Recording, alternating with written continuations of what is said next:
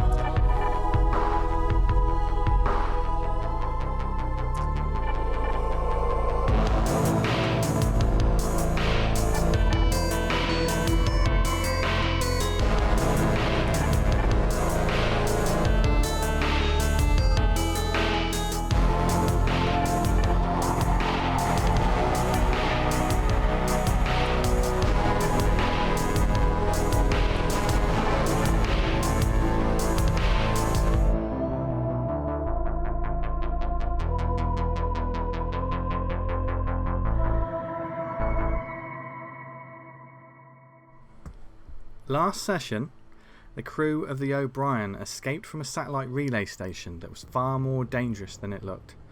A monstrous creature that was part machine and part organic matter attacked them, and in the chaos the crew only just managed to escape. But it was not without a cost, and the android known as Dick Sloane was torn in two. The moment the crew got back to the ship, ZAM BRAZEL stepped to the industrial laser cutter and then, like a pro, obliterated the station and cut the monstrous beast in two on his second shot. Meanwhile,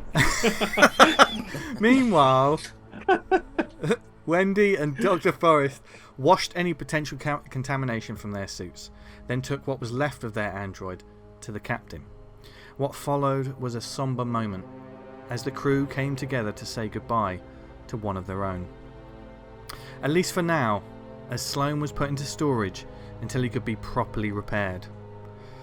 And so the crew continued onwards to their next job. But before that happened, the captain decided to bring someone out of cryosleep to help them. That someone was Blaze Kelvin, a member of Beta Shift and former military man with little tact but eager to do his job. And he's also got a snazzy suit, which you might hear about in a moment. He immediately made an impact, but not necessarily the most positive, and instead rubbed up the rest of the crew who were still reeling from their loss the wrong way with his bull in a china shop attitude. Over the next few days of travel, the crew attempted to recover, rest and de-stress.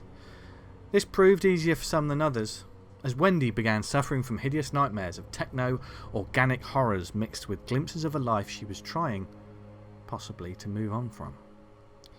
Eventually they reached the whole reason for the overtime that had turned into more trouble than it was worth. The executive class ship called the Icarus. A luxury cruise ship for the rich and connected, it was having communication issues, as you do, and the O'Brien was called in to fix them. And so the crew made their way over, led this time by one Dr. Forrest, who was asked by the captain to see if he could talk those within the luxury vessel to help them out with some much needed parts that could help the crew and the O'Brien get home. But when they got there, they found no welcoming committee or folks to tell them where to do their work. In fact, there was no one at all. And that's where we pick up our game this week. But first, before we get stuck into it and the description, the crew have accumulated a certain amount of stress over the past few sessions. And we did some rolls and comfort saves, as I talked about. And some of them actually succeeded and managed to be a little less stressed than they were before. Although I think you're still, apart from Blaze Kelvin, who is, I mean, he's a walking stress conductor, I'd imagine. Ooh, there's a cucumber. But the rest of the crew, you're still feeling the effects of this overtime, aren't you? I think. Yep. So in terms of players, it's a case of like being savvy, being thoughtful, picking your battles, or believing in the roll of the dice. You can still have high stress and still just roll above your stress. Just don't panic and stuff. It's fine. Everything will be fine. So, as they entered the Icarus, Just stop it. The more you reassure us, the less reassured we feel. So just don't even. Okay. I'm just going to add a point of stress just for that. I know. I try to be nice, viewers. I do try to be nice. But no, as you enter the Icarus, you pass the pressurization sequence and you were able to take off your vac suits, put your dirty and grimy vac suits alongside some nicer ones that belonged to the Icarus itself. And at that point, Wendy did take a moment. She saw a little bit of, these are sleek, white, grey, silver with some gold piping and some silver piping and, very decorative. Wendy took a moment to chip away, turned away from the security cameras and took off. How big was the strip you took off, Wendy, of this gold piping? Well, I'm guessing it kind of went like over a shoulder. Yeah, would have been, yeah. So maybe sort of under a foot. Just under a foot, okay. A nice sort of, yeah. So you've got that in your inventory. I don't know what craft projects may be available on this ship, but and then you got through to the entrance hall of the Icarus. So we'll just go back a couple of scenes before we caught up, and this, for the benefit of the viewers at home, this isn't a standard sort of starship entrance. This is a proper Titanic cruise liner kind of extravagance and opulence. It's almost a ballroom entrance kind of room. Sleek design, like just think high-tech, sleek, futuristic design mixed with Art Deco illustration and decoration. You can see on the sides there are hollow screens playing footage of babbling brooks and calming vistas, and the whole thing just screams money. And definitely there to be a statement as soon as you walk onto this ship. The entrance hall itself is a large room, and in the centre of it you can see there's an enormous and magnificent looking spiral staircase that winds around and disappears into the floor above. Emblazoned, you can see it's sort of carved and emblazoned with intricate metallic shapes and mouldings of clouds, suns, and different. There's all sorts of winged creatures and ships throughout history disappearing up into the floors above. It's all made to look like a sort of classic wooden design accented in gold and brass. The floor itself is made to look like it is wooden floorboards, but Blaze Kelvin in last session did stamp down on the floor, and the echo proved that maybe this wasn't as solid oak as it seemed to be, but it was still an impressive sight. And just to paint us the picture, Gavin, because this is the first time everyone's sort of seen Blaze Kelvin. Blaze Kelvin walked onto this ship. He was obviously in his vac suit, but he's not dressed. The rest of the crew are, you know, sort of. Actually, what do the players look like? And we'll get to Blaze last. So as you step onto this opulent cruise liner of a ship, as you're stood in this entrance hall, what does ZAM look like? Just describe what ZAM looks like. So ZAM's got his dirty, oily overalls on, but they're like half done, tied around his waist, and he's got his dirty, sweaty, oily vest. So he's looking really at home amongst the opulence. What does Wendy look like? So Wendy is wearing kind of standard overall kind of, I've written day wear here. Yeah. Which, Is it the sort of like, I'd imagine like these are sort of like boiler suit flight suits, you know, like the boiler suit, like Ripley had in the first Alien, like it's just a standard sort of. Yeah, absolutely. Very practical, quite neat, quite tidy. A few little embellishments, you know, maybe just a couple of things drawn on. Yeah. What does Dr. Forrest look like? Knowing that he's been hit, he's the mouthpiece, PJ. Knowing he's going to be interacting with people, how did the Doc dress? As he always does, but he left his doctor's white coat in the O'Brien. So he's sort of wearing his khaki trousers with grey boots, and they're like a beige shirt that's open a bit further down than it should be, so everyone can see his gold medallion that he wears. And he's got his hip flask in his pocket.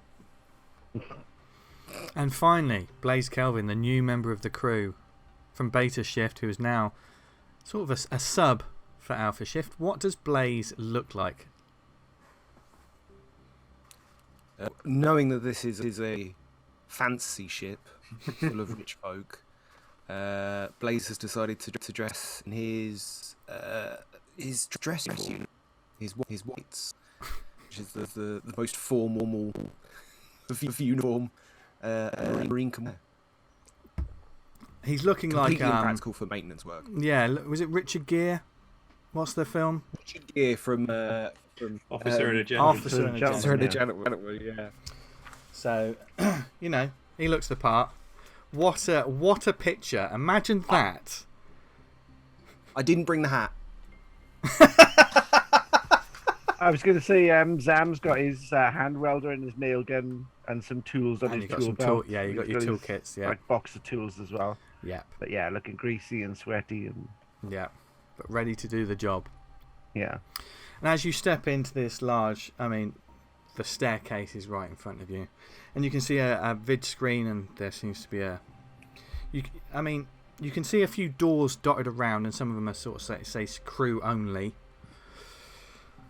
But when you begin stepping in, a holographic display screen immediately sort of bursts into life with the face of an old famous actor appearing, smiling at you with perfect makeup, hair and teeth far too white for them to be original.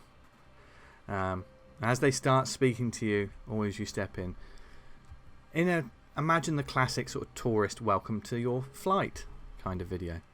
He also looks like he's had quite a bit of work done, so he's got a bit of an uncanny valley kind of look. It's disconcerting, trying to be charming, and obviously very, very expensive. As this actor's like, "Welcome to the Icarus, the diamond in the crown of the echelon sojourn fleet, and the ultimate in luxury travel. You are about to embark on a journey that few will ever get to experience, and one that you will never forget. Please allow our concierge to take your carry-on luggage, and they will guide you to your room via the famous Wings of Icarus grand staircase. A one-of-a-kind piece designed by the galaxy-famous architect Elias Corvi, especially for this vessel. It boasts between 300 and 400 depictions of flight throughout history." And it goes on, beginning to talk about... And the players may ask me to do this, but I'm going to tell... This is really interesting. I'd love to hear more. Don't do this to me, Lizzie. Because, funnily enough, I haven't written an entire script for the introduction to a flight, but I gave it a good go. You do hear about from the finest cuisine available 24/7 to our unmatched range of entertainment and relaxation options. The Icarus truly has something for everyone. And as the figure does that, you can see like projections of like people rolling dice and like just sort of swimming, and someone getting a massage, and all kinds of just opulence and extravagance and complete bullshittery that these rich vessels probably have. But as the video is sort of rolling on, you look around and you realise you've been here for a couple of minutes and there's no one else here. What do you do? Well, Zam's just going to walk straight through the hologram just to get past it. You see it sort of...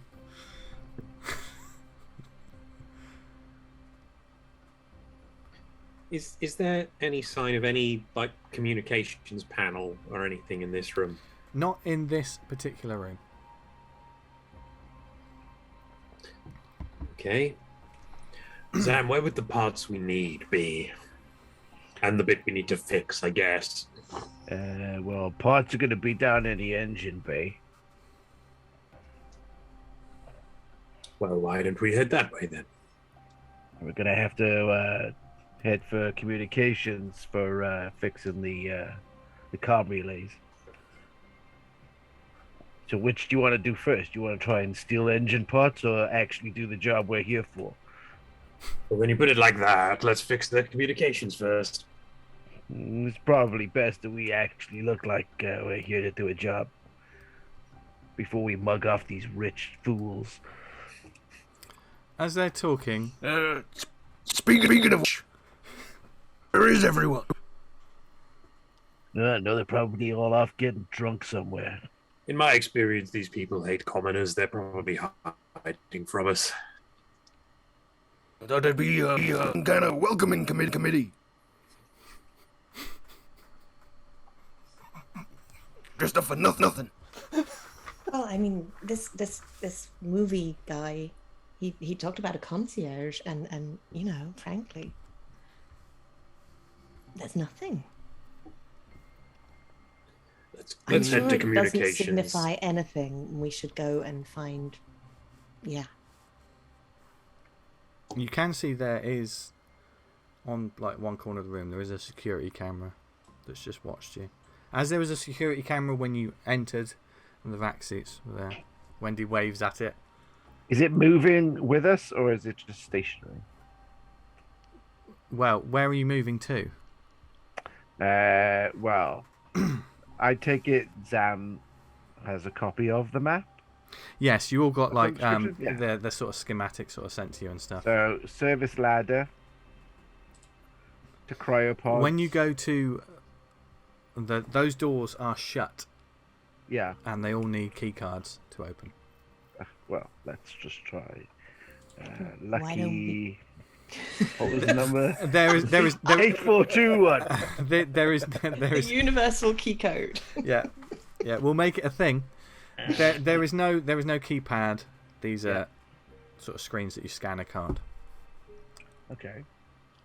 And all of the crew, you can see on your maps there is, and I'm just gonna see if I can switch over to this so the audience can see.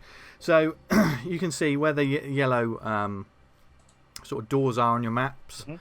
Those are the crew access, so only the crew can access those, and there are red sections that only the VIPs can access.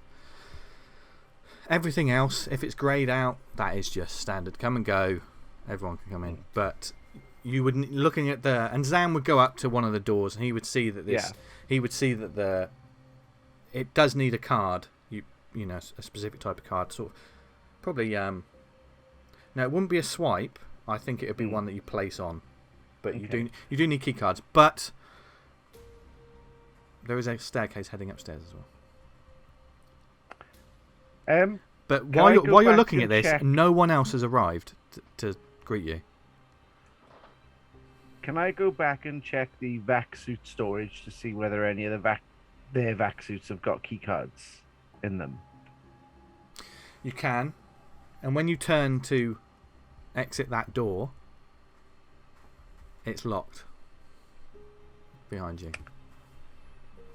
What the hell is this? Well, I think we've got a new ship. Yeah. I don't like how quiet it is. Let's head up the stairs. Blaze, you go first. I don't fancy climbing that stupid fancy schmancy staircase. Well, then you stay here. At one point, follow me.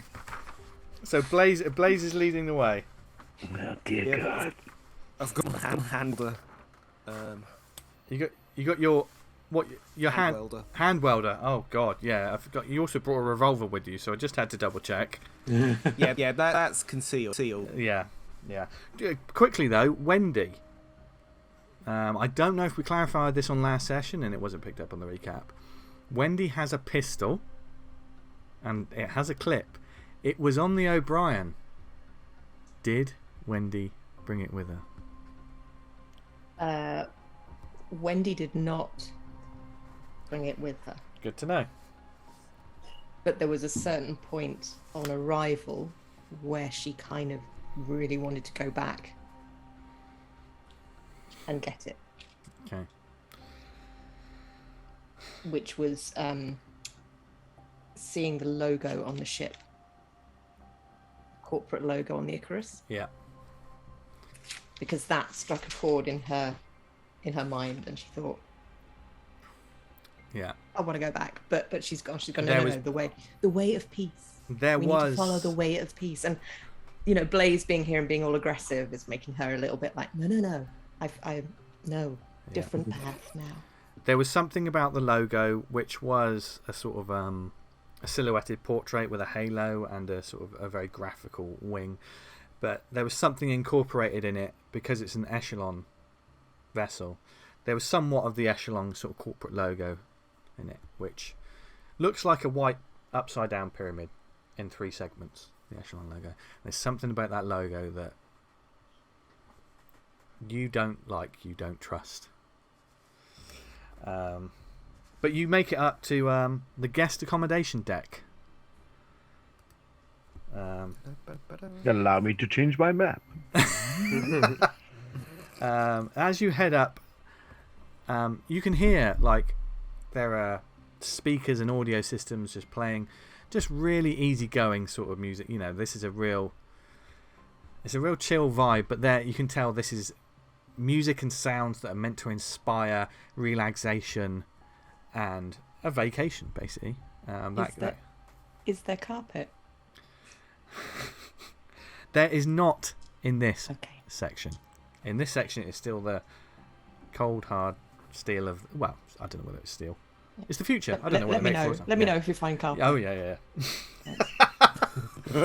Wendy's work. She did work experience at the carpet warehouse, so she's been interested in it ever since. Yeah. So as we It's been 18 months in space. I haven't scrunched my toes on a carpet for that long. The Die Hard. The Die Hard. Oh God. I mean, if it was a fun game, I might get you to make a comfort save to see if that de-stresses you. But It's not a fun game. No, it is a fun game. It is a fun game. Okay, so once again you get up and you do see as you're walking around this staircase that it goes from birds to like the earliest planes, and you can see like the evolution of flight as it's heading upwards and upwards.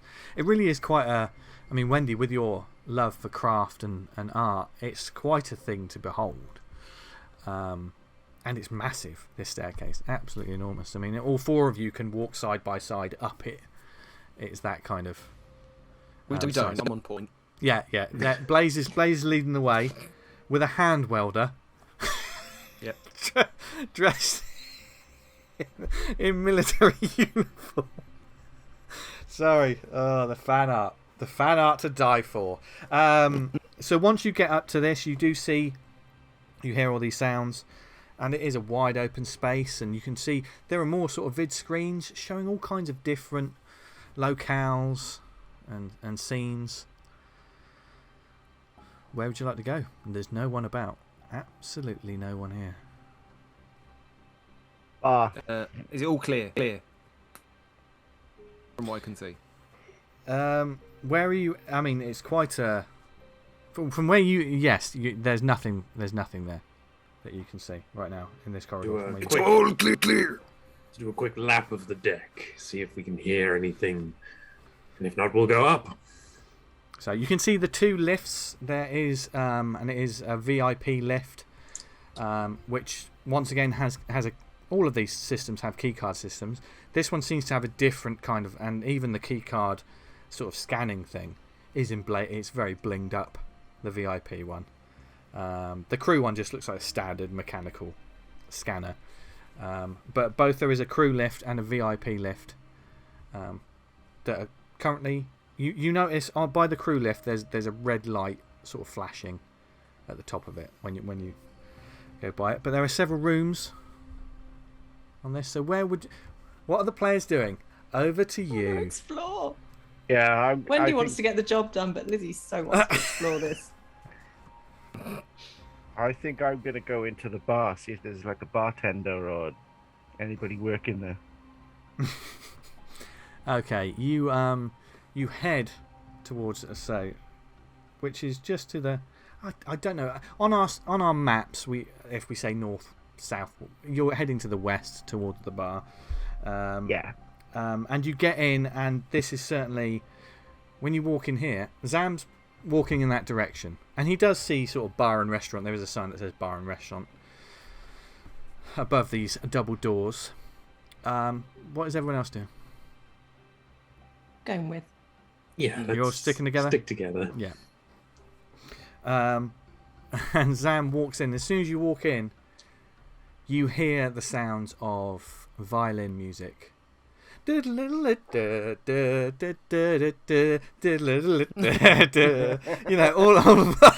all of that. And this has carpet. Imagine, if you will... I'm trying to think. The lighting and everything in this room. There are sort of dining tables to your right. There's lots of gorgeous, very sort of chilled out a lounge area to the left, like leather sofas, some furniture that looks very, very, very old, like antique leather furniture, but all of it looks super comfortable, like you could just sit in and just melt into the chair. And you can see a large bar in front of you. the lighting of it, then the sort of feel. It is not this, so I don't get any alarm bells.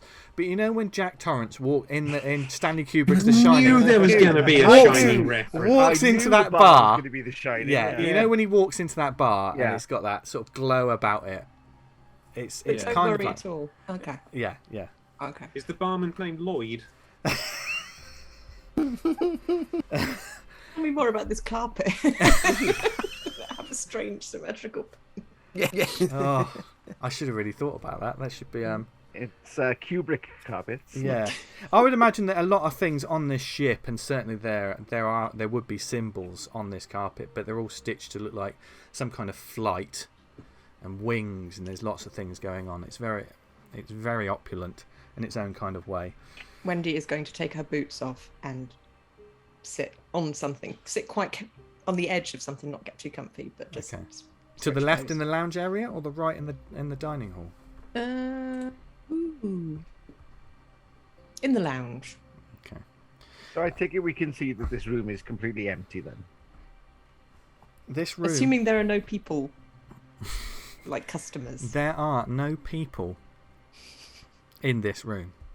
So what is in this room? There are. You can see in certain places there are tables, and you can see some half-drunk glasses of wine.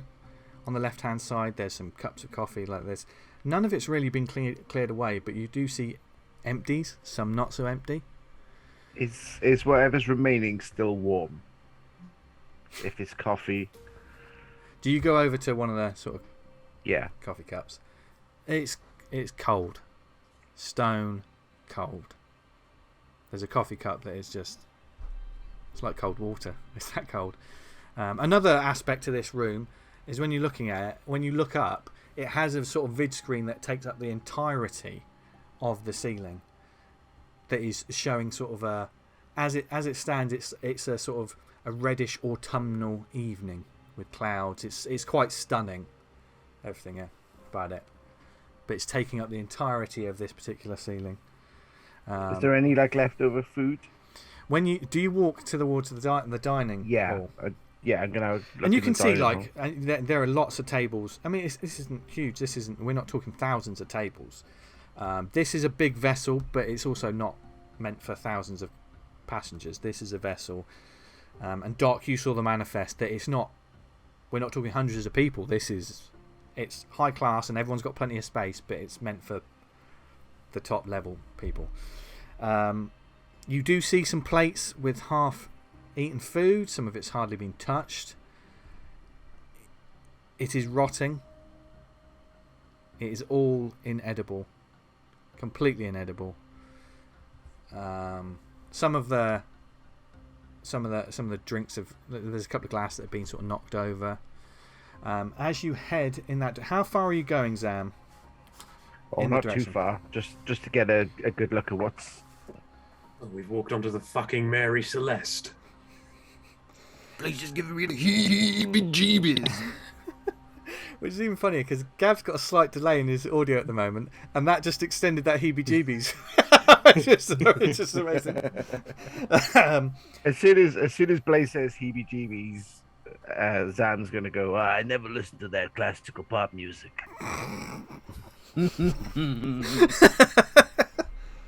And so buddy, I'm just trying to stay alive. So, Zam, you see that on a couple of the tables closest to you. Are you heading to the bar? Or where is everyone looking? Where is everyone going? I just need to know where everyone's sort of. Doc, what are you doing? As Zam's gone in, I figure he's gone right to just check the dining hall, just to see if there's any signs of this disappearance has happened recently, but obviously not now. If there's rotting food and there is something else that catches your eye, Zam. And you look as you're looking at some of the tables and some of the food, and it smells rough. Some of it's like, oh.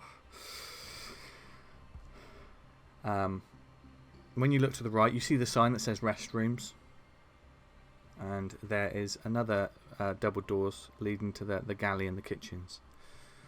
Something catches your eye on the floor by there. It's a small... By the galley? Yeah, by the galley. In front of the galley doors. The double doors to the galley, yeah? The double doors to the galley. It is a small... There's a little card on the floor. And near it, there is a bit of a blood trail leading into the galley. Hey guys, I found a key card. You find a key card. Does anybody want to go get it? Yeah. Yeah, because he can see it. He can see a card on the floor at the moment. Hey Blaze! I go get. You, Blaze, two things you notice immediately when you pick up this key card, and you stop for a moment when you sort of crouch down to pick it up.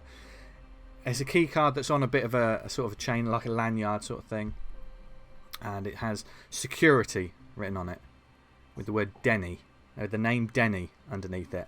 And in the centre of these cards is a sort of like a square microchip thing that would be that's the bit you scan onto the doors to open parts of the ship.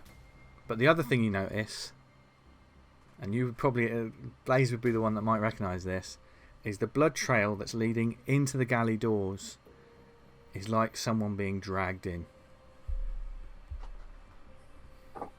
There's not loads of it. There's not loads of it, but it's definitely smeared in a certain way. Can I get your professional opinion? It's definitely blood. That's what I thought too. We have to fucking go in there, aren't we? Well, if somebody's hurt, you'll probably need to give them some medical attention. I'll go first. Yes, you fucking will. So what's happening out? Like Blaze and Doc have stopped near the doors of the galley where you see this, and Zam is currently just stood there. He watched them approach and just passed him. I've currently got Wendy in my head, just sat on one of the comfy chairs on the other side. Wendy has actually moved now, so she's lying on the floor, on the carpet in the lounge, just in shavasana, in corpse pose, just flat on her back, just eyes closed, just having the most relaxing moment she's had for a year and a half. There's a moment before you close your eyes, Wendy. You look at the sky, and you haven't seen the sky in a sky like that in months. This is an earthen sky. This is not the strange temperate climate from different planets. This is Earth. I call back just as we're going. Wendy, watch our six. I'm going to suggest go Wendy stays here in case we find any octopi or squid or anything else that might have tentacles. She doesn't do well in those situations. So blissed out. Wendy doesn't even respond to those words being said. Okay. Sam's gonna back up to the bar. I will say, I should have done this straight away. I was too caught up in saying, don't worry, it's not you, Zam. Yeah. Blaze and Doc. Blaze, you can give me a fear save. I think you're both going to give me fear saves, actually. I don't think I am, knowing my fear score. 46. Is that a Which success? is a fail. It's a fail. It's a fail. 42, also a fail. Okay. Is there something on... Oh, no, it's when a Marine panics, isn't it? That everyone... Yeah. Yeah. So, both get a point of stress there. Does Wendy get to do a comfort save, considering she seems so blissful? Oh, thank you. Hold on. I mean, this isn't I'm strictly going to by work my way around all of the. I'm going to go to the spa next, Yeah. which is like, you know, da, da, da, da. It's the next floor up. If I have a feeling we've lucked out. We're walking into this room and all we can see is a trail of blood. I imagine if we go into the spa, it's going to be, full on. Entrails and stuff. Yeah. Okay. I'm just going to lie on the floor for the next 6 weeks. That's it. like the event Half a horizon. body just bobbing in Now, the water or something like that. Wendy. Hello. You can give me a comfort save. You can give it. It's a straight roll, and you have to beat a 50. Do you want to do it? Because if you fail, you'll get another point of stress. I like the odds. Never tell me the odds. And I have lovely purple crystals. Oh, purple crystal. Let's bring in the purple crystals.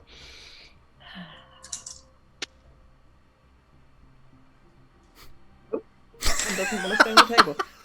Whew, that is a 36. 36. I am so relaxed. So relaxed. I'm a very generous warden. So relaxed. Divide that by 3, and that's how many stress you lose. Divide it by 10. 10. 3. That Yeah. is- So she's just lost 12 stress. It would be 3.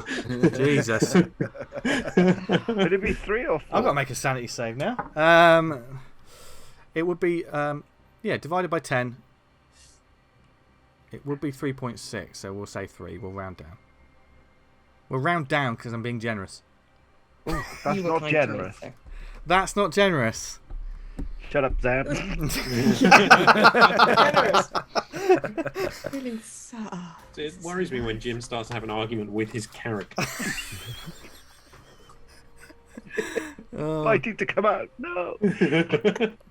Okay. So, as Zam backs away, and Wendy is... You get your comfort save, but you're broken out of it. Your eyes just slowly open up, looking at the sky once again as you hear Blaze Kelvin call you over. I probably would say as well that as Zam is backing away, he's probably got his hand on the nail gun and is just getting that ready just in case.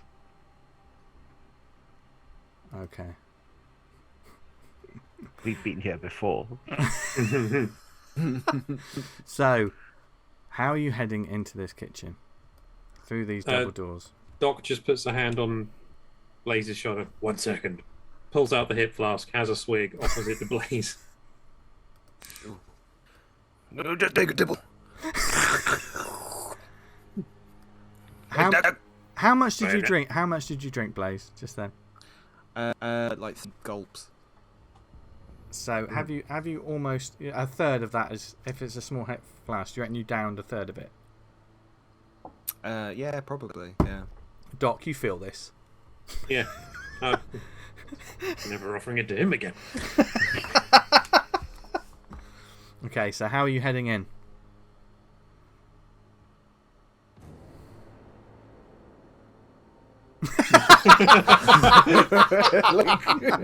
Silently. Yeah. Okay. As you I'd slowly... imagine Doc's quite behind me. Yeah, Still. I've got my Stay close to me. trank gun out now as well. Okay. As you see the other two of you, you can see these guys head in, and you see this kitchen, and it is a large kitchen when you walk through these double doors, and you know this place. This is top of the range stuff everywhere. There's storage units with like loads of. You see lots of long life storage units as well, keeping. You would imagine some really nice food in there. Oh, good. The sinister music's here. You followed a blood trail, PJ. You followed a blood trail. What did you expect? I followed a Marie. The chef could have just cut his finger, you know. Yeah, the chef could have cut his finger. Ketchup. Yeah, and that would have been a lot of blood coming from the chef's finger. Might have a really big finger. It's a stirring finger. Oh God. So yeah, there are huge units. There is like a cutting board with like there are some half chopped onions and a knife. Is there? Can I pick up the biggest knife? The biggest knife. Well, as That you head towards. Are you following the line of sight of that blood as well? Yes. I mean, obviously doing scans of the room, but mostly, following the trail. As well as the stuff that's sort of scattered around, you can see like there are some pots and pans on the floor, and like it seems like there was some sort of scuffle. There was something that happened here, and just around the corner, you're beginning to. You clock it first as your eyes just turn a bit of a corner, and you see there's a body lying on the floor in sort of pale and dark greys, sort of tactical vest, but from the looks of it, you know exactly that didn't help them because their neck was hacked into, and their head is just hanging off, and you can see the bone, and there's blood everywhere. Anything you think, you grim duck? I'm going to say it's a little beyond my scope at this point. And it's sort of slumped down on the floor, and its left arm has been hacked off sort of like at the wrist. You can see not too far from that another trail of blood. You can see that hand is grasping a pistol. There was a pistol in an amputated hand on the floor. And there is something else there. There is a large refrigeration unit against the wall. Not too far from it, I would say. Maybe about 10 feet or so. It's about 5 feet from that pistol on the floor. And there is a figure that looks like it's got its arm trapped in the refrigeration door.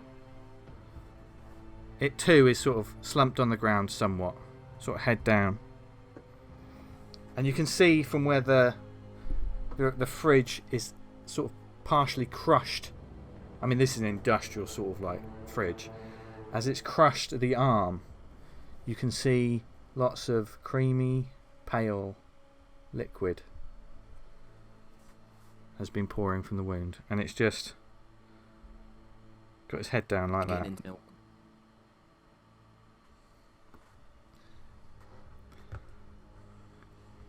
What do you do? Please, I want that pistol. Could you go and get it for me, please? I'd be ever so grateful. I mean, are you trained to use a pistol? I don't think he is. I mean, why not? I tell you what, you stick with your tranquilizers. I'll go get the pistol still. I've done that knife though, right? Yeah, you slowly, as you sort of you got the gun. It's a hand welder, isn't it? So you need to be right up close to anything to do anything with a hand welder. It's not a pistol. It's not a nail gun even. But you can slowly, just very slowly. It's a kitchen knife. This one. Yeah. Okay. As you step closer, so what are you doing? Are you heading further? Yeah, tentatively approach the hand holding the pistol. Okay. What are the other two doing? Where are Lizzie, Wendy, and Zam? Sam's going to be now at the bar, looking for anything that looks like it hasn't deteriorated that he can drink. You step over to the bar, Zam, and you see, when you get to the bar, it is a long, opulent bar that looks like the bar itself almost looks like brass and oak. You know, lots of taps, and there's liquor bottles. A lot of this is, when you look at the booze in this place, you could never afford stuff like this on your wages. It's that kind of stuff. And there is, behind the bar, sat on a seat, there is another figure just stood there with their eyes closed.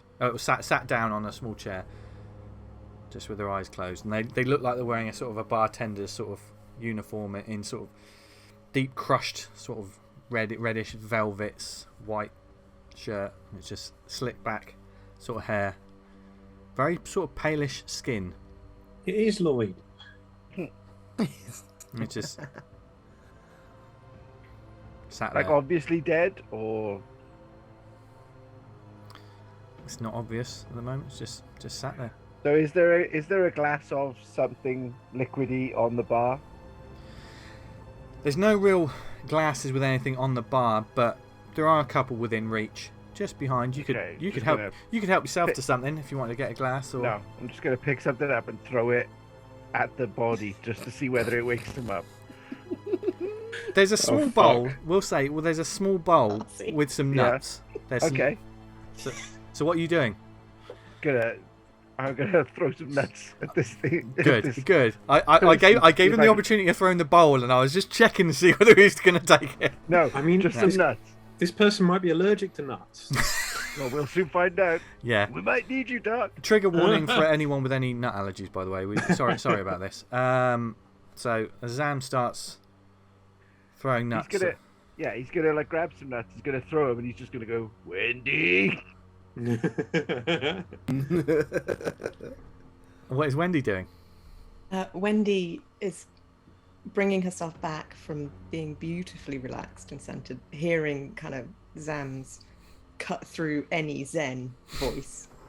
And she's going to just kind of wander over. She's got her boots sort of tied to each other and over one shoulder. Is she barefoot or does she have? Yeah. Is it? Yeah. And she's just going to suss out the situation, just kind of Zam and just going to go, shots? There may be shots fired if this person wakes up. Have Wendy they will moved reach at all over the for bar. nuts? Get Wendy's going to reach over the bar. reach over the bar to get a couple of shot glasses and a bottle Yeah. of whatever. As Wendy's reaching over the Oh, bar, Jesus. and Zam, you see this. You notice that as she's looking over, you just sort of look to either side, and you can see that there's some small sort of metallic discs on either side. It's almost like not a security light, like a trip. So if you, You're going to get me with the security system. Bastard. as you put your hand over the bar, Zam, you see the figure on the chair just go and look straight at you both. Meanwhile, in the kitchen, Oh. as Blaze is crouched down, about to reach this pistol. Doc, you're stood how far away? We're about not that far, maybe 10 feet back. Yeah, 10 feet. So you can see like this enormous slab from where earlier Blaze took the kitchen knife, and there's other utensils like a meat hammer and all these kind of like things. But towards the corner, this one, there's a cleaver that has a lot of blood on it. And you see as Blaze is reaching down towards the pistol, the figure with its arm trapped in the fridge lifts its head, and we'll pick that up after the break. You're a prick, Vince. We're gonna have a break for 5 minutes as the Unbelievable. ship is coming to life. Yes, join us back in 5 minutes to see what on earth is going to happen in this situation between the separated party. See ya.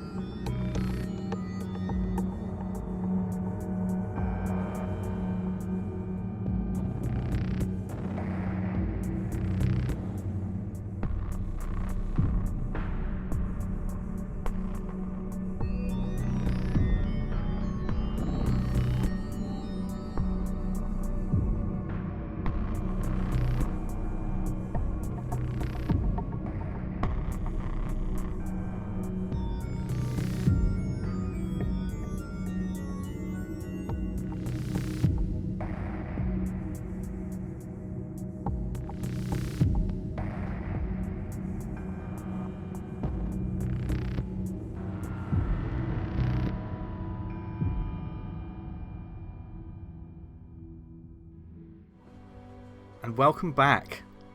So, when we left, 2 of our crew were in the kitchen at a murder scene, and an android that was trapped in a kitchen had just woken up. It was trapped in a fridge, whereas their friends, I think they're friends, are at the bar. Yeah, colleagues. They're at the bar. And that is where we'll start. This is it. This is interesting because there's like almost 2 scenes, 2 things going on. So, as this figure opens its eyes and looks directly at both of you, Wendy, do you pause as you're sort of leaning over to grab a shot glass as it just looks at you? No. I keep going. 2 shot glasses, 1 random bottle. 1 random bottle. Let's see what you get. Am I safe to say the overuse. attention might be focused on Zam, who's throwing peanuts at it? As it opens its eyes, a peanut falls off it, bounces off its head, and as Wendy is just picking up a bottle as well that was just beneath, the figure slowly sort of stands up, and you can see now that the name badge on it says Klaus. And it sort of steps up to you, says, "Hello there, what can I get for you this evening?" Hi, Klaus. We just thought it was happy hour, and it would be okay just to, do our thing. Every hour is happy hour on the Icarus. Are you Well, having a that's good evening? Wonderful. We're having a lovely evening, thank you. Are you? Always. And you see Klaus just begins moving around the bar and just sort of cleaning up a little bit and starts moving glasses around. What's the speciality of your particular bar, Klaus? I am programmed to make whatever cocktail or drink you would like. Have you got any of the Shadow de Nerf 47? And it pauses for a moment and just stares at you, Zam. I'm sorry, we do not currently have that. But would you like to look at the wine list? Yeah, that would be great, yeah. Certainly. Would you like to look at the wine list? No thanks. I see you're enjoying the peanuts. Would you like a top up? Yeah. Certainly. And picks up the bowl that isn't really that empty to begin with. Yeah. And just heads over and starts like pouring. There's like a sort of glass jar with like sort of nuts and stuff, and starts pouring more in. And he's just pouring these nuts. Just keeps going. So the nuts begin sort of. Has that bought Wendy enough time to... Wendy could be half cut right now. Yeah. So Wendy is pouring shots as fast as she can and just handing one to Yeah. Zam for each one that she's like, as long as we can do this without anybody asking for a credit card. Okay. Yeah. Okay. So you are actually getting you're drinking hard liquor right now. Yes, we are drinking hard liquor. Apologies to those watching who. Meh.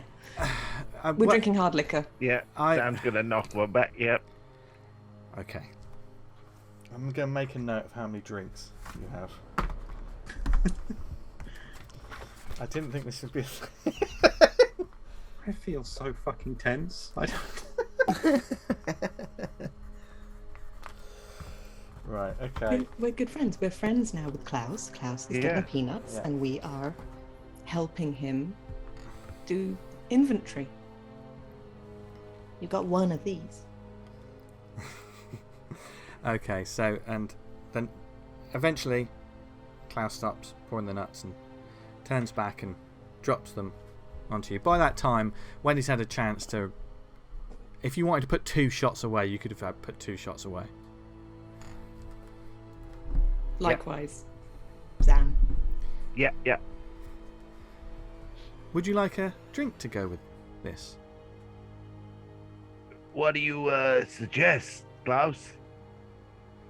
Well, we have many ales from all through the sectors. There are lagers, If you like stouts, perhaps would you like to see the wine list? Just pick something for me, Klaus. I trust you. Certainly. We also cater for soft drinks if you would prefer. You must be consumed so that you can become. What would you like to drink?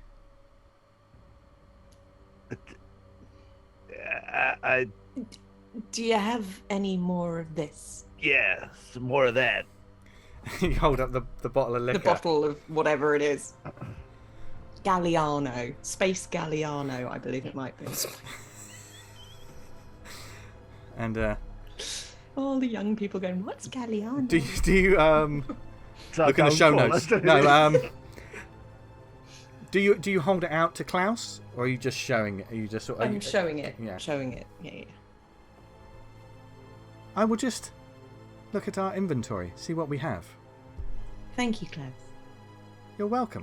You're a good guy, Klaus. And you're the best, sir. You are, Okay. Klaus. How are you enjoying your stay? All the better for seeing you, Klaus. Far too kind, sir. Would you like some nuts? No, we're good for nuts, thanks.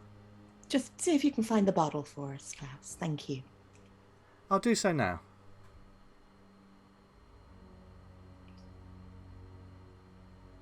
Meanwhile, in the kitchen. I feel like I've left the fucking Chuckle Brothers in a murder mansion.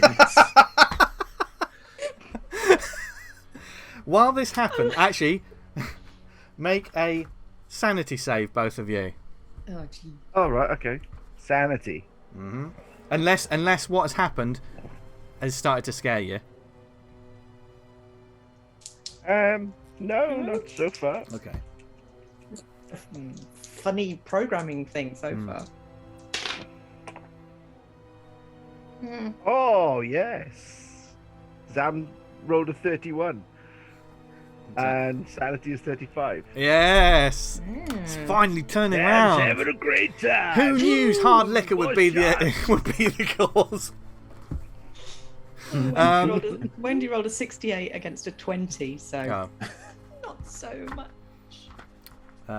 You were getting chilled out, Wendy, but there's something about this. It's like it's being unnerving. It's a great idea, Wendy. This It's when stuff's Klaus great. said it's when Klaus said that ZAM was the best. It's like, hang on a second. Nobody's ever said that Yeah. before. Yeah. Who'd have thought I'd find my people here? Although it kind of reminds me of my wedding reception. And we cut from that. We cut. I need a moment. That happened. That was canon, by the way. Right. Yeah. We had the shadow to them. Was there nobody there then either? It cuts Wendy. That cuts hard. Most of her family didn't turn up. They didn't approve. Okay. But we powered through. Okay. Can we just stay with them for a minute? Yeah, I need a moment. Meanwhile. Exam's having a breakthrough. Yeah. Oh. Meanwhile, in the kitchen, Can, Blaze, and Dr. Forrest. Give me a fear save. Have I noticed the android awaken? We'll find out in a Yes, because second. I've shouted. Oh, okay. We'll find out in a second because this thing is just. That is a 40 and a fail. Okay.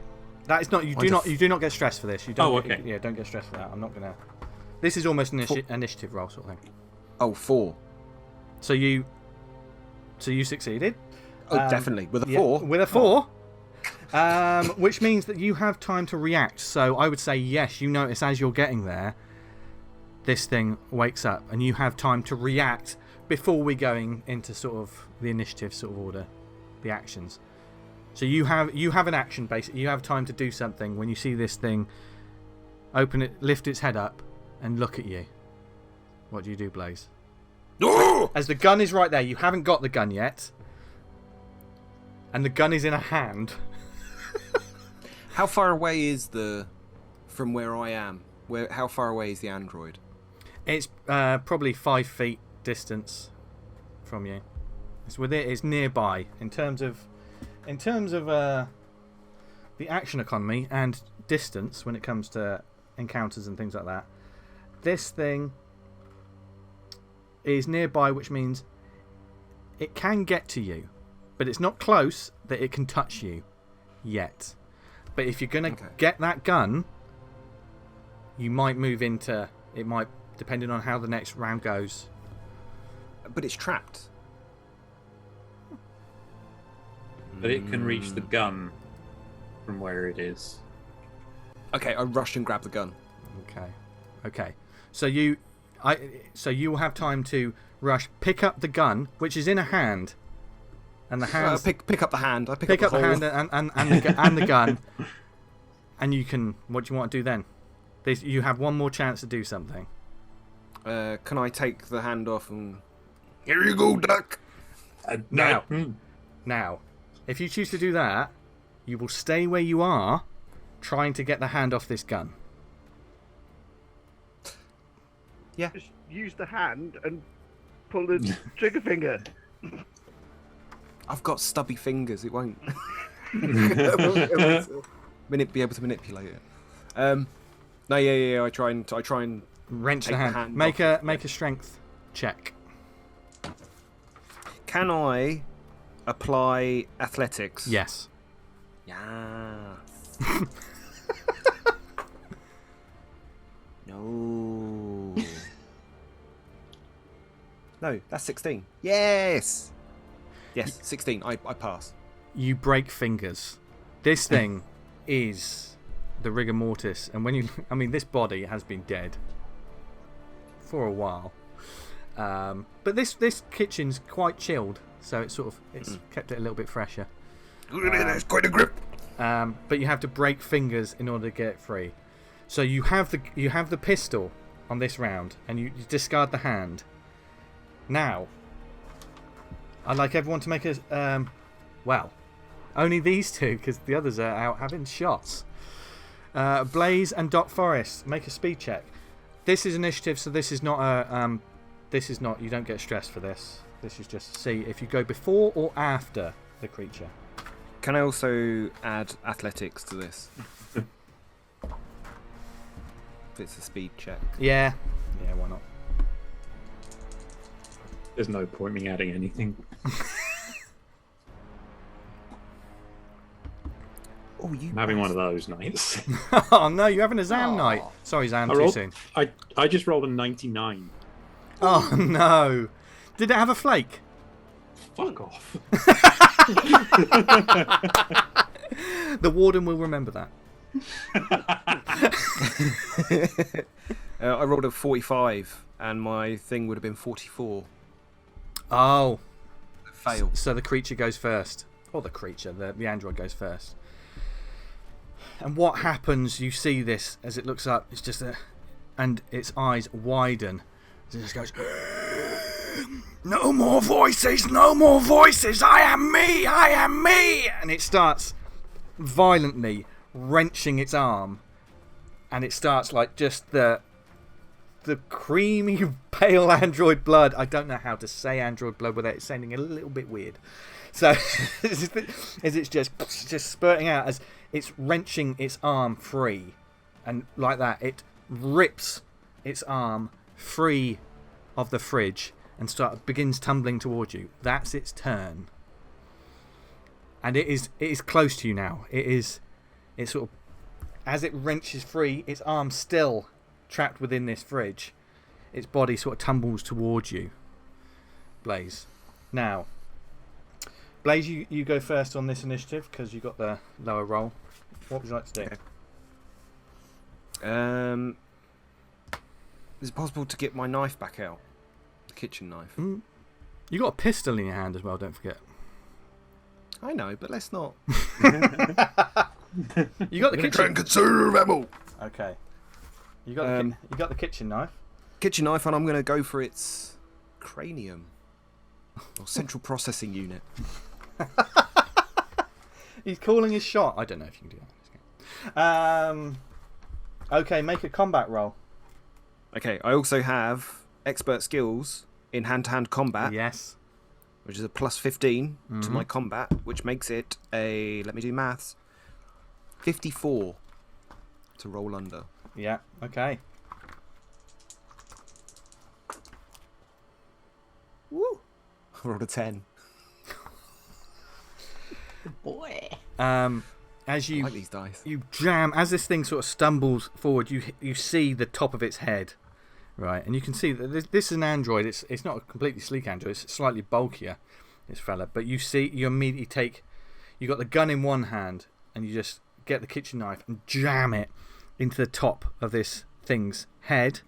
Roll me a d10 damage, please. 3. As you hear the Goddamn. the crunch of, and it's not like stabbing something with flesh or any sort of alien creature. This hits resistance, and you hear as more blood sort of spurts out. You've got one other action. You can move. You get like sort of 2 when it comes to encounters. You get sort of like 2 things you can do.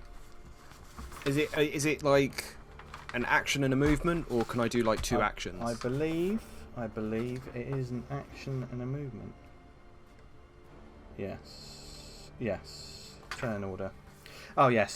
So you can basically move and then do one thing. So you basically, as it says in the book, think of the situation like a real life scenario. Think about what you would do in these circumstances. Describe it. If you wouldn't be able to accomplish everything you want to do in one round, and one round is about sort of like 5 to 10 seconds. So I will let you know if you can't do this particular thing, because it will take up too much time, because you spotted it and then bang. So that's almost half the time taken. Yeah. So you could move or like get to a certain spot, or you could try and grab something else. I can't attack it again. I would say with the knife. No, with my foot. I wanted to see if I could like. You want to push it away? I'll allow you to. I want to King Leonidas it into a. Back into the fridge. I'll allow that. I'll allow that, because that would be more. Make a combat check. Also hand-to-hand combat. Yeah. Plus, yep. 30. That's a success. So I do it. Yep. Success. So I would say you kick this thing, and it sort of like it sort of stumbles back, and you kick it in the chest. And as it looks up, you can see that it was quite a big kitchen knife. You can see the bottom of it sort of poking out at the top of its mouth as you kick this thing really hard, and it sort of stumbles back. This will do. I'd say roll a d10, half it, and that's how much damage you'll do to this. Are you rounding down? Yeah. 2. I'm rounding down, but I'll also be rounding down for me, if anything. If I actually manage to hit you, which I normally don't. Okay. You better get out of here. But Blaze is still with it. He's taken this thing on and he's knocked it back into the fridge. Dents the fridge a little bit, which is a hell of a kick. Doc, what are you doing? Do I know this model of android? Like, is it the same model as Dick? No. You know immediately this is high grade stuff. So I wouldn't know where the off switch is?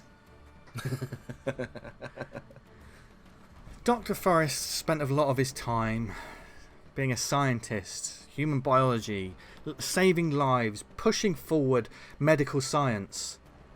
He didn't take up figuring out how androids worked, so no. Wasted my life. You might be able to save someone later, Doc, so don't say that just yet. I desperately just look around for the nearest weapon, and I just grab whatever is closest to me and chuck it at the android. You're chucking it? Okay, you're just going to do that. So that would be both. So you can move, you can launch, and the nearest thing to that android is the cleaver. Nearest thing to me, though. That's if you were gonna jump. Well, yeah, you would jump forward. I would say you get a choice. There's a meat hammer, which is closer to you. It's not a huge meat hammer. This isn't Mjolnir. They're quite hefty, though, aren't they? They're quite hefty. And there's the cleaver that's just a little bit closer. The android has been kicked back, so it's not. It's got to do something to get that. I will go for the cleaver then. Okay, so you can go for the cleaver. Are you No, chucking chuck it? it. Chucking Yeah. this thing. Okay, make a combat roll. 34. 3 too many. As this thing tumbles back, the dot gets very close, and it just sort of hits the metallic wall and falls down next to this thing. I say that just the handle goes dunk and bounces off. Yeah, instead. it'll be like, yeah, it just be like boom. Yeah, that's totally it. It doesn't hit the wall; it hits its head as it sort of stumbles back and lands on the floor next to this thing. Do I get a point of stress for that? Sorry, I can't remember. Yes, you would get a point of stress for that. Okay, everyone make a speed check. We'll do one more round and then we'll cut back out to the bar. Well, they're having a less stressful time, possibly. Depends if he's found that bottle yet. What did you get, Doc? 1. You got 1! I got a 1. Yes! So, okay, so... 99 to 1. Fucking hell. Add them together and what have you got? No, Blaze, what did you get? 41, but that's a success. That's a success. So That's a success So because the- I add my athletics. yeah, Doc goes first, then Blaze. So Doc, after seeing this, and I this throw thing's the like, meat hammer. okay, he's just throwing kitchen utensils. Do it. I'm out of my depth. I don't know what I'm Yeah. doing. 31, which is my combat score. Meets it, beats it. I'll allow it. I'll allow it. So you hit. This thing hits it. Roll a d10. And Me hammer. and half it. Well, I rolled a hammers 2, it, so that's a hammers it. 1. So yeah. So he hit it, but he's not as strong as Blaze. So like after the cleaver hit it on the handle, it goes bang, Blaze are out of weapons. and it leaves a small dent in its forehead as it's going. Doc, go get the others. I'll hold it off. And Blaze, what are you doing? Open fire. With the pistol. Okay. Yeah. Make a combat check, please. Now, what have you got that you can add to this? Military training, Yeah, I'll allow that. which is a +10, so 49 Okay. to roll under. It's been a while since I've used a pistol. 79. 79. Fail. Fail, so you get a point of Stress up. stress. Importantly, though, it wasn't a critical fail. As you fire off a shot, and it misses, sort of. It just with the dog hitting it with the hammer, sort of throws you off a little bit. And what would you like to do? You got one more bit of action economy. The android doesn't look like it's slowing down. No, Or it's sort of no. yeah. It's sort of. I mean, it's looking really badly hurt right now. But I'm gonna take another pop at it if I may, Vince. take another pop. Yeah, because you're not moving. You're just literally firing. So that'll be. Yeah. Only they'll hear the gunshots outside. They will hear the gunshots outside. Yep. And they'll hear me keep missing. 73. 73. 73. Once again, it's sort of moving erratically, and God damn it. Guns pulling to the left. Lights are all wuffy. and it.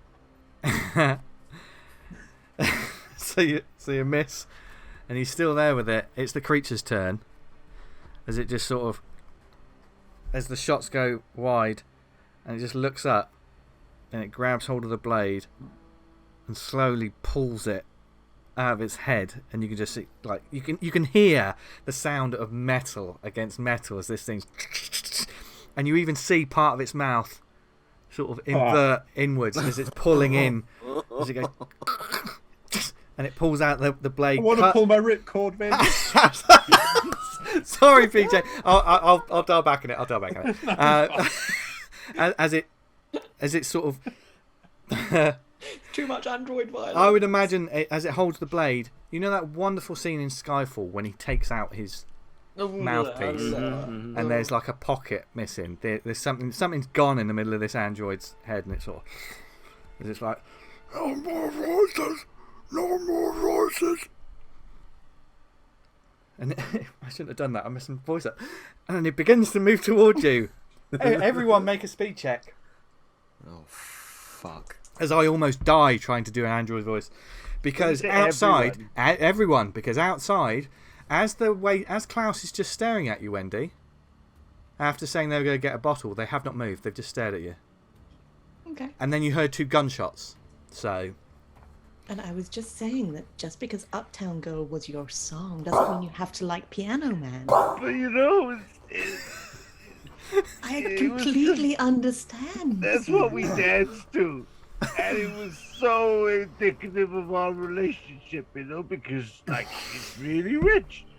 And I'm really poor, Wendy. I'm a poor man, you know? Rich in spirit, Sam.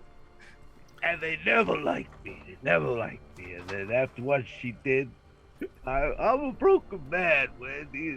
This stuff is really good. If you keep going, I mean, I want to listen to this all night. But if you keep going, I made 2 gunshot sound effects and you kept talking. Mind you, what did you get in your speed checks? What did everyone get? I got a 48, and I needed a 45. So Zam, and there's nothing I can add to it, I don't think. No. Unless I can add 0G. You're too busy reliving your past traumas. Yeah. So let's add another point of stress. I rolled a 1. Hey! Okay, so Wendy will probably go first. Yeah, well, she will go first. Blaze, what did you get? 56. Is that a fail? Yeah. That is a fail. Okay. And Doc Forrest, what did you get? I failed on an 85. Okay. Remember, for initiative, no one is getting stress for this. Oh, so I don't need that point of stress? No, you don't need that point of stress. Okay. Yeah, I'm not counting. You can have it if you want, though. I'm not counting it for initiatives. Might Otherwise, as well. that would be. I seem to be going through my past traumas. Yeah. Which makes sense why Zam didn't react straight away, whereas Wendy was like, she immediately heard it. Now, Zam, what did you... I recognise the sound of a shot missing. And I know exactly who fired it. Yeah. So it's your turn, Wendy. Now, where you are at the bar, here's your choices. If you wanted to head towards that shot, it would almost be an action dash. Do you know what I mean? It would be, you can get to where they are, maybe not right up to it, but you could cross the restaurant, or you could stay there and have another shot. I mean, both of the gunshots I would recognise probably with a 1, I think I would know. You would know, yeah. Came from the same gun? Yes. You recognise that. Gunfire. Also with Wendy's backstory. Oh no, I've got to go. As Zam's crying. Yeah, Zam turns to Klaus and goes, you see what I mean, Klaus? Just wait. You and me, we're the same. The women, they always run. They always go. They're too good for people like us, Klaus. This is what it is. And Wendy bursts off. As I'm running, can I pick a couple of bits off tables? Yes. What are you looking for, Wendy? I am not looking. I'm instinctively grabbing. But I think I will probably end up with like a napkin still in its napkin ring. Yeah. And maybe like a side plate. Okay. So you're not going for cutlery? Nah. Okay. Too obvious. Yeah. I'll give you a plate and a napkin ring. With the napkin still in it. With the napkin still in it. Yeah. she weaves through, and as soon as you burst through, so you would get into the galley, and you would see over the other side. This is what you see. You see over the other side of the kitchen, like a figure, its head just oozing pale blood, an arm torn off, with a butcher's knife, lunge towards Blaze Kelvin.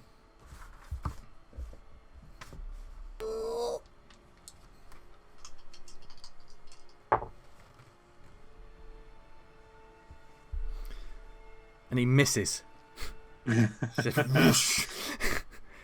But it's when it sort of lunges past Blaze that you suddenly realise like how big this knife was that you placed in this thing. It would have hurt quite badly, you'd imagine, as it sort of reaches back and it's trying to sort of say things, and you notice one of its eyes is starting to sink in its socket, and it's sort of looking at you. I am me, I am me, I am me. And no, it had to its movement was to lunge forward towards you to get into range to stab you. So that's its turn. That's its turn because you kicked it against the fridge. So yeah.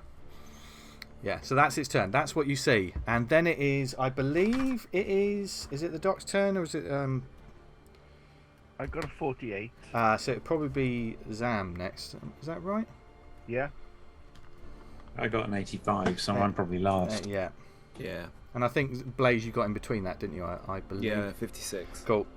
So, Zam, what are you doing is, as you see now that this android waiter is just staring at you. Did you manage to find any more of this?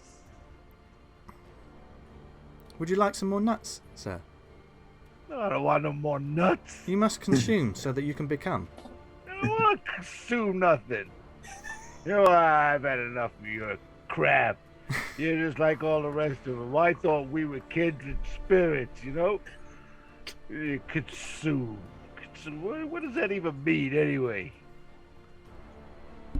As it suddenly stops and just stares at you, Zam. Is that your turn to talk to it? You have just been talking to this thing, by the way. I will count that as that's part of your turn. Are you continuing to converse with this thing? I think he's going to grab the bottle and start walking off. As you hear it say something as you walk off. Yeah. Okay. So you don't make it to the galley, but you've got the bottle of booze. This half-drunk. So I hear him say the consume thing as I'm walking off, yeah. He doesn't say that. He says something else. Do you want to make a roll to see if you hear it?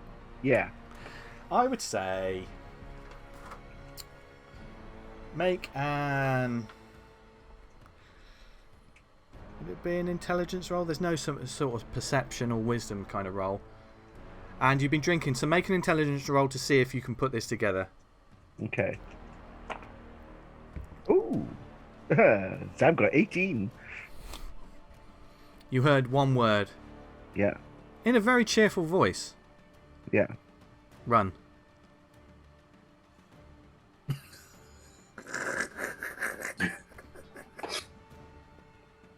Sam's going to stop.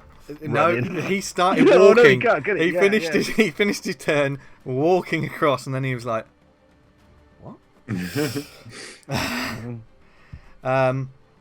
So Blaze, having narrowly missed a butcher's knife connecting with you, what do you do? Oh man. Third time's the charm. I'm going to shoot it again. This thing is very close to you now. So, is that disadvantage? So, no, not with a. You got to describe to me how you're going to aim at this thing. Talk me into how close is close. It missed your face, and it's just reeling back. It is. You can touch it. Can I sort of jam the pistol under its chin? Am I that close? Yeah. I'd like to do that, please. Then you will get advantage on this because it's close. Don't get a critical fail. Oh, I'll just go for that. 29. 29. Oh, hang on. Just in case I get a crit. Wait, if I get a double good. It's double good, yeah. Yeah. Just no. We'll stick with the 29, please. Okay. Okay. As you see, Blaze immediately just jams the gun underneath close combat and just pulls the trigger. Now, we've got handy charts of weapons that are also in the Mothership player manual, and a pistol is 1d10 damage normally. For a bit of fun, I'm going to allow you 2d10. Ooh, let me find another one. Because it's so close quarters, and where you're shooting this thing. Why they thought? There we go. Woo! 9 altogether.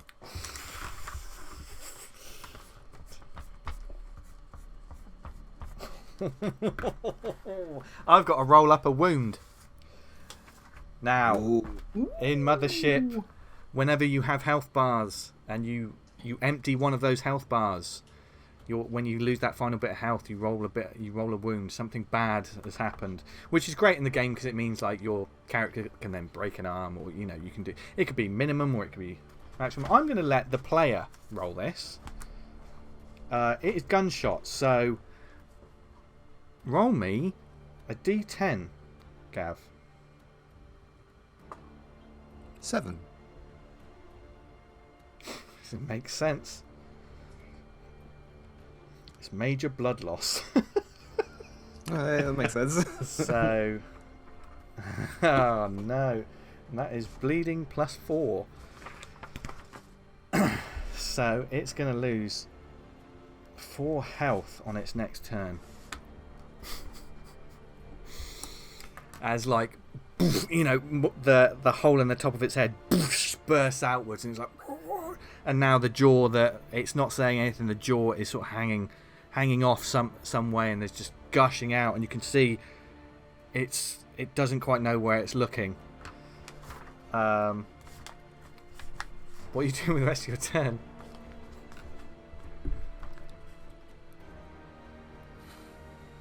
Can I kick it away again? You can kick it away if you want. with advantage. Oh, blimey.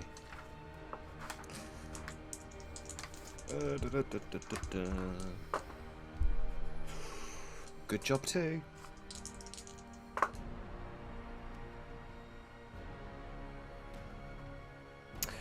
Bastard. No, fail. Fail. What did you roll? Fail.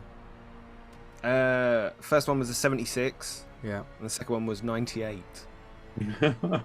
Very close to a critical fail then. Mm-hmm. On both. But yeah, it's twitching and it seems to lock into place. So when you kick it, you're kicking a locked door this time, and it's bang, and you're like, fuck. Oh no! Doc. What is the doc doing? You can see Wendy. Doc's like, ah! There's nothing left to throw, by the way. In which case, the dog's just going to start backing up. Okay. Yeah. Back towards the door, back into the dining room. Yeah. So you back up and you immediately turn round and you'd see Wendy with a napkin and a plate in her hand. It's over there. Is Doc leaving the room? Yeah. Okay. So it'll be quite interesting when we get to the next round. Yeah. Okay. I like everyone to make a speed check. Okay. Fuck off. Sorry. Not your Dice scene, eight. Doc. It's not your. It's fine. You go out and look after the drunk. ZAM's rolled 008. Oh, nice. Nice. Okay. Then I'll tee up what's going to happen first, because I'm probably go next. Okay, so what did Blaze get? 16. 16? 16. Oh, beautiful. Wendy? 37, which is a success. Word, Doc. 88. Uh-oh.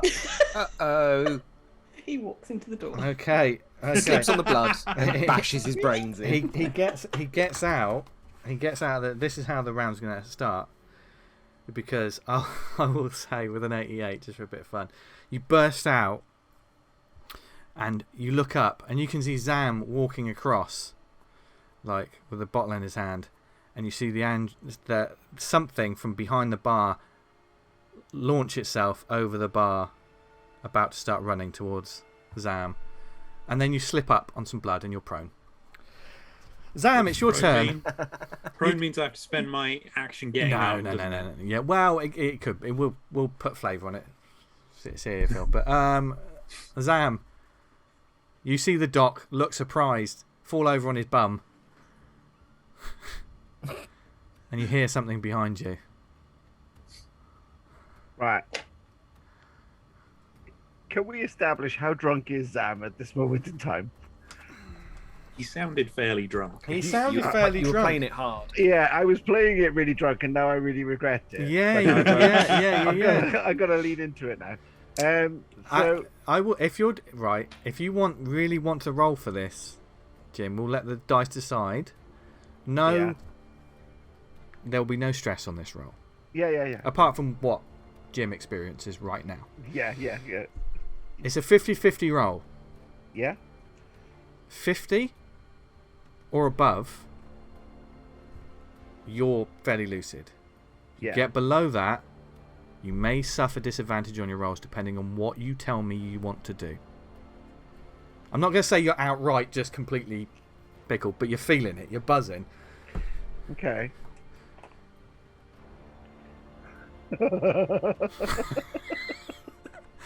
Okay, so 50 or above was going to be You're okay. a success. Yeah. So if you roll 88, is that a critical success? I will say you're not getting. I'm not going to give you advantage and stuff, but you are. Yeah. You know, so I'm the tears he's kind were of real sobered Zam. up. They were He's real kind Zam. of sobered up Yeah. from the pain that he's. Yeah.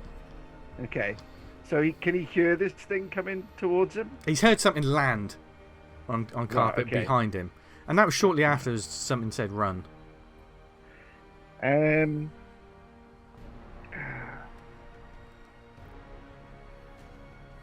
thinking of like spinning round and throwing the bottle at it. Okay. But I don't know whether I'm going to make the throw. Actually, can I ask a question? Ask all the questions you want. Is there any possibility that whilst Zam has been like walking away with the bottle in his hand, has he's been spilling any of it as he's been walking? If you were drunk, I would have said yes. Yeah. But So you're then not if drunk. Oh, so no, yes. You got an 88. Right, okay. You are as sober as a judge, my friend. Yeah. You put the lid right. on, so not to spill Right, any when you okay. got away. So what are we going to do to throw this bottle? If you're gonna, well, I mean, this Combat thing, or? yeah, it would be a combat roll or strength because it's quite far. It's far away at the moment. You got to get. It's got to get. You know, it's got to move a turn to get to you.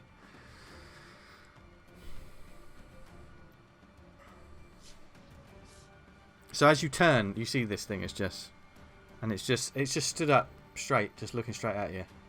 Yeah. Okay. I'm going to throw the bottle at it. Okay, make a combat check.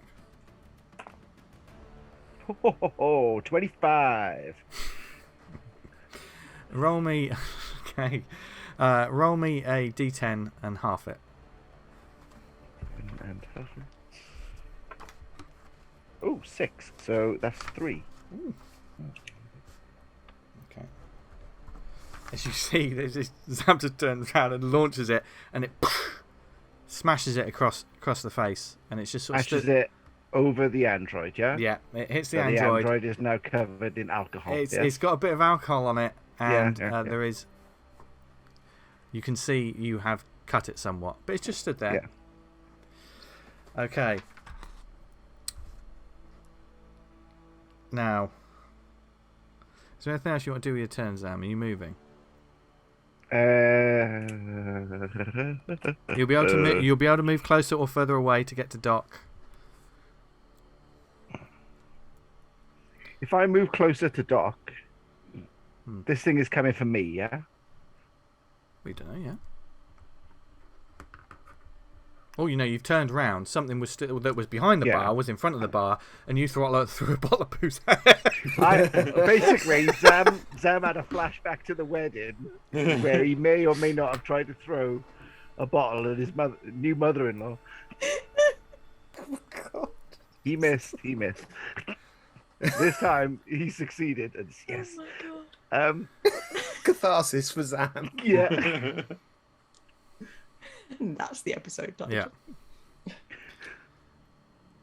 I'm not going to run towards Doc. Okay. For fear of like just drawing this thing towards him, so I'm going to run away from Doc and this thing. Okay.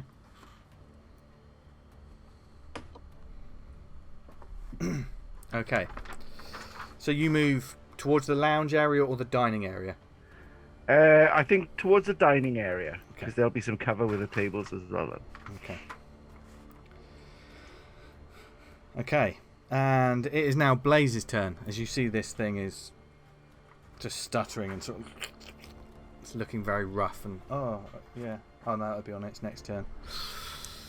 I look round. Do I see Wendy? Wendy's there. Nice of you to join us. Oh. Thought you could handle things. It's only a droid. Oh, please.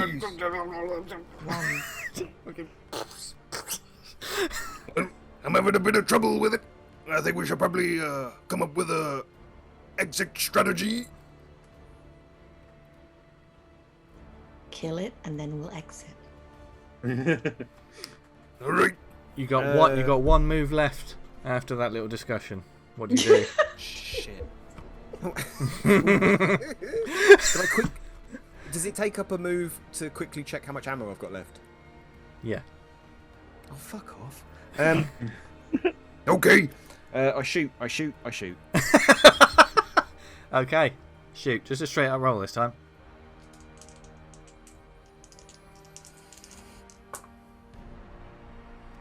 Five.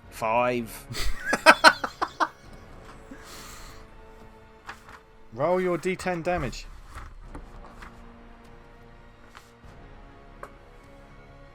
Eight. How'd you finish this thing off, Blaze? Another. It's really like want to say gushing, shoot in the dick. like there's there's android blood pouring from its chin and its head, and its head looks, and it's scrambling to try and sort of get up and trying to say things, but it's whatever circuits are going on are gone. Can I try and hit it on the bridge of its nose? Describe it. You're not that far from it, so it would be literally just a straight. So after getting that little pep talk from Wendy, I belligerently gruff at her, and then take aim, shoot, and it splatters between its eyes. Yeah. And then I hope that it just sort of sits down immediately. It basically destroys the centre of it, sort of, and a lot of it was just folding in on itself anyway. It's sort of, as it falls back and just slumps. I mean, it's quite a heavy unit, but like something out of Scanners. Yeah, kind of. It's like just out the back, but there's like circuits and android blood, and it just slumps down. It's lovely, sort of Michelin star, sort of chef uniform, complete mess, absolute complete mess. But it's just sat there, just twitching. And is that better, Wendy? Wendy, it's your turn. I throw the napkin in its ring to Blaze. Okay. Can I catch it? You Yeah. might need this. Yeah, you can catch it. And Clean yourself up. Wendy, you do see now, there is the dead body as well. In a tactical vest, you notice. In a tactical security vest. which I'd imagine looks a little bit like the Kevlar from RoboCop. You know, the police sort of uniforms. It's a bit more sort of bulky and padded, that kind of stuff. However, the person is not like RoboCop because they've been absolutely obliterated. What else would you like to do, Wendy? Are you just taking in the scene?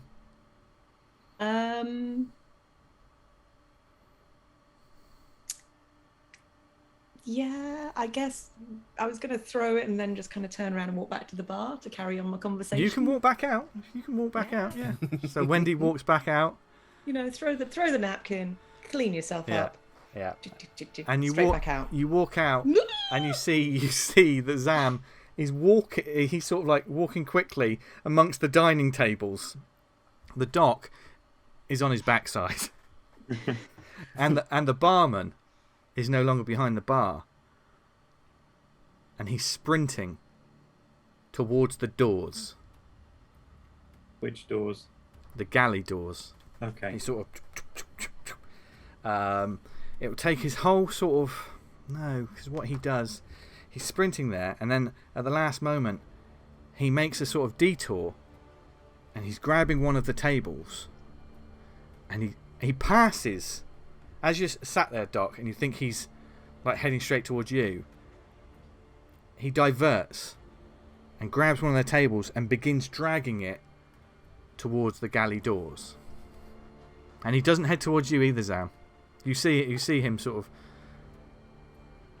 start to. He was running towards Doc, and then he sort of almost angled towards you a bit, but then he starts doing something else. That is the android's turn. Doc, it's your turn. Over here, Klaus.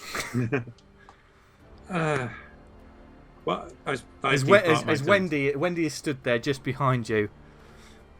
Hi. It won't be half your movement to get up, but that'll just be. Okay. You can do that. That's free. Well, I get up. Blood all over your trousers now.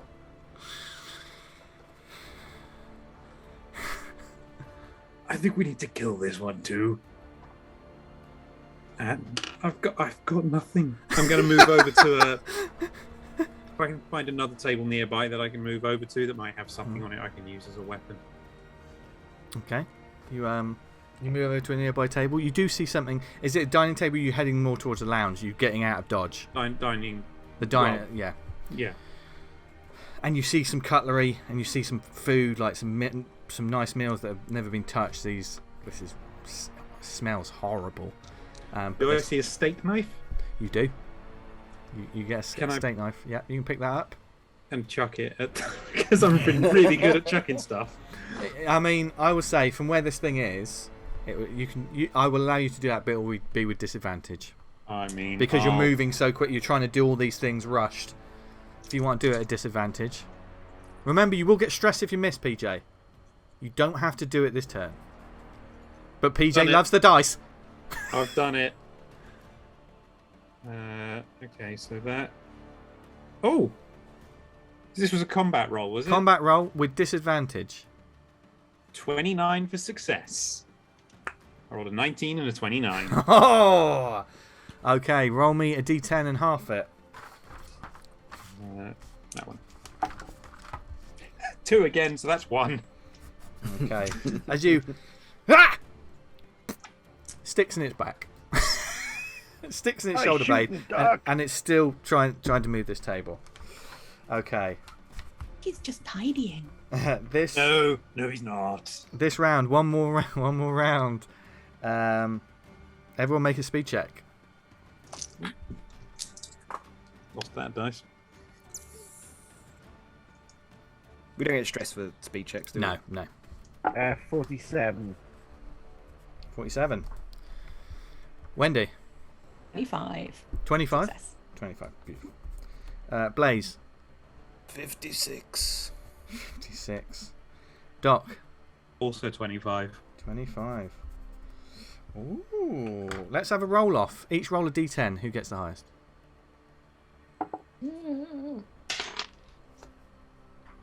0. 5.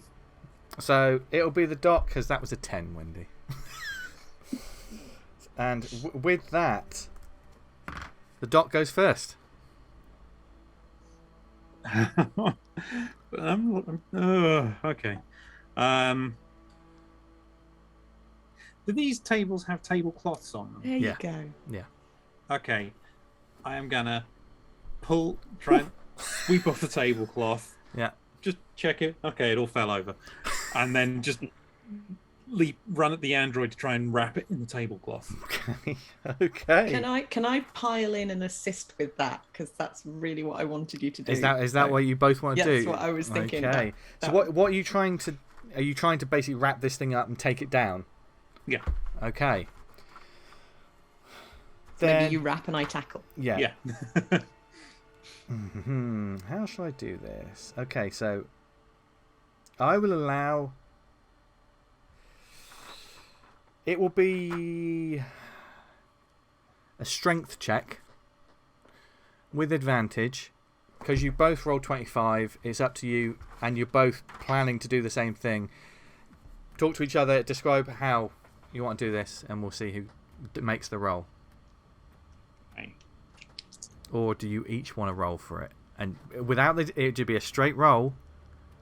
It'll be a straight roll, but I will count this What's as your a van. strength? If I include my athletics, then 43. I think you should roll with advantage. Okay. I'm not sure I can include my military training because this feels like an off-the-books manoeuvre. But you've got athletics, haven't you? I've got athletics Yeah, in that 43. yeah, yeah. Okay. So, hopefully... Would you like the 21 or the 24? You see this, the doctor, These are good. he starts moving over towards this thing, and Wendy knows exactly what he's doing, and they move, and she almost pushes him towards it and uses it to wrap this thing round, and you wrap it up completely and take it down on the floor. It's completely covered in this sheet and just on the floor. You've rugby tackled it to the ground. Zam, you had a failed it, I believe, didn't you? Yeah, I got 47. Yeah. Okay, then it's the creature's turn. Well, or it's the android's turn. Klaus's turn. Let's call him by his name. Can Wendy just begin? Yeah. Shh, Klaus, it's okay. It's okay, Klaus. As this thing is trying to struggle against you, it will make a contested strength roll against both of you. Okay. So it's going to roll. It rolled a 68, which is a fucking fail. So it fails. So it's not even contested. So it's trying to sort of move, but the way you've wrapped it up, you can just hear it sort of going, "Keep the door closed. Keep the door closed. Run. Keep door closed." We will, Klaus. We will. And that is Klaus's turn. Zam, you saw this. You heard this. You don't know where Blaze is. No, I'm gonna run over to Wendy in the dock, nail gun in hand, and I'm gonna try and hit the androids with the nail gun. I think he's trying to help us. Make a combat roll with advantage, please, Zam, because you'll be close quarters on this. Combat roll with advantage. Yep. Yeah. Mm-hmm.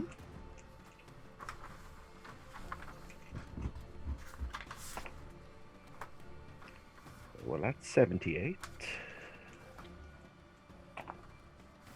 Oh, and that's 41, which is my combat. Roll me a D10 and half it. That's a 1. Yeah, so that'd just be a 1. Yeah. Zam so runs he's just up and gonna just hold a nail gun. ka-chunk! Consume this. And it just goes ka-dum, as it's still twitching. And it's still moving. So, closed door, run, consume, closed door. As it's stuttering, as Zam's run up and shot it point blank with the nail gun. I really The hope hell's that he didn't happen talking at the about? wedding. It was a crazy wedding. Meanwhile, inside, Blaze. You are just there with what's left of an android. Can I check how much ammo I've got left? Yeah. You have How much ammo? you have 2 shots left. Now, actually, how many shots did you take? I think you took 4, didn't you? I think it was 4. 4. Because it was two misses. You have one shot left. One underneath. Yeah. And then another one. Yeah. So you have one. Yeah. Okay. And when you look, you do see that like there is a spent casing as well. Oh, so there was only 5 shots in the. There was 6 shots, and you took 4. It was fired on. It was fired once. Okay. Before you got there. Okay. And can I check the body of the security guy? I'm not sure what he. You see the name Denny on his name badge.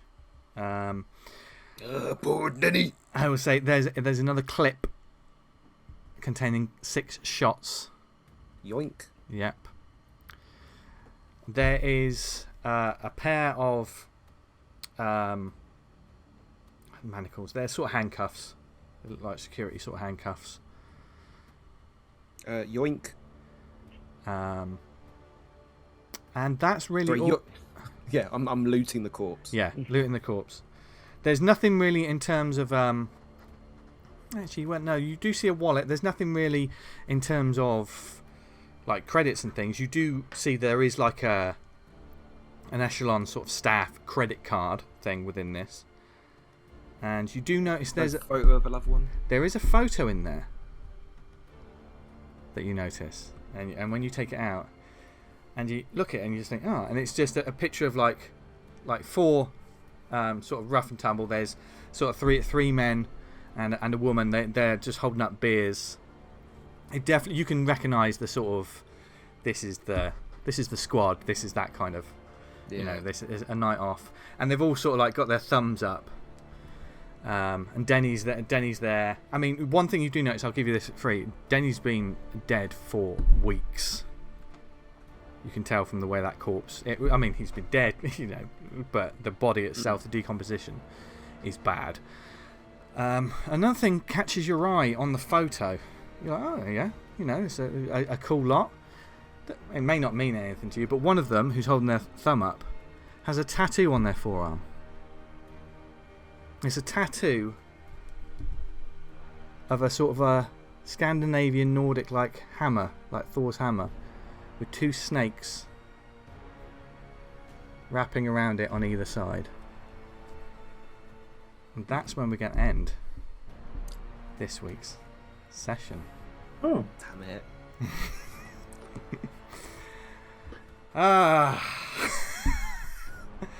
Welcome to the Icarus, everyone. There's a lot of mystery aboard this ship, and a lot for the crew to find out. But thank you once again to my players for being amazing as always. I'm sorry I told you to fuck off and called you a prick. It's fairly standard. I let you throw kitchen utensils at things, PJ. It was cathartic. Yeah. And in this game. No, that was a hell of a fun session. We hope you all enjoyed it at home. This game's so fun to run. I never know what these players are going to do, and I didn't know they were going to go to the bar straight away. Yeah, you did. Yeah. So yeah, you should have. Guessed that. I should have thought about all that. But there's so much more to the Icarus to explore and find out what's going on. I mean, this place has a wellness spa as well, so I'm not surprised it didn't head there straight away. But what on earth is going on? What happened with it? Where are all the guests? What's going on with the androids? Well, we'll find out next time. But before then, where can people find our lovely players online, etc.? Jim. Twitter at JimBob1978. I remembered it this time. Well done, Lizzie.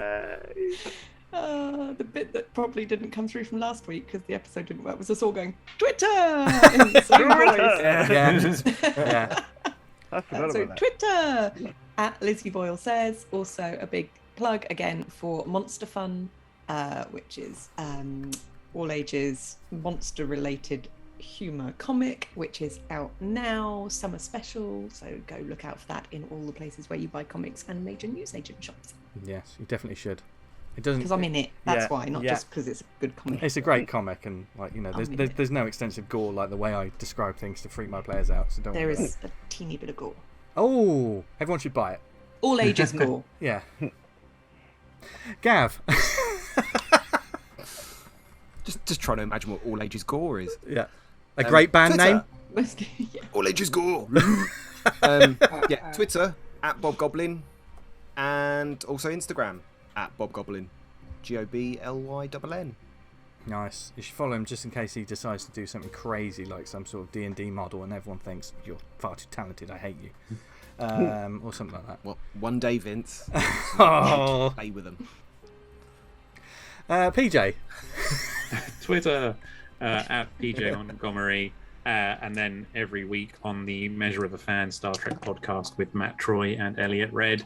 Last week's episode got weird, and this week's episode is very silly. So check it out. Awesome. Yay. We love weird and silly on this show because that's what we are. And yeah, I just need to ask you, PJ. I've heard nothing but great things about Strange New Worlds. Oh, it's brilliant. Yes. It's Yeah. really good. Yeah. Really loved it. Yeah. I wasn't so much a Discovery man myself, but Strange New Worlds looks like the sort of track I'm here for. Did you see season 2? Part of it. Now and we're then- getting distracted. No, right. Sorry. We're going to talk off air, but before then, follow me on social media at Just a Diablo. Follow this show at Safe Space. Please like and subscribe. Tune in next time to find out what on earth happens with this crew. What will they do? What will they discover? And how many bodies will they loot? Well, we'll find out next time we're in space. But wherever you are, just stay safe out there. I'm still not convinced. Bye, everyone. Bye.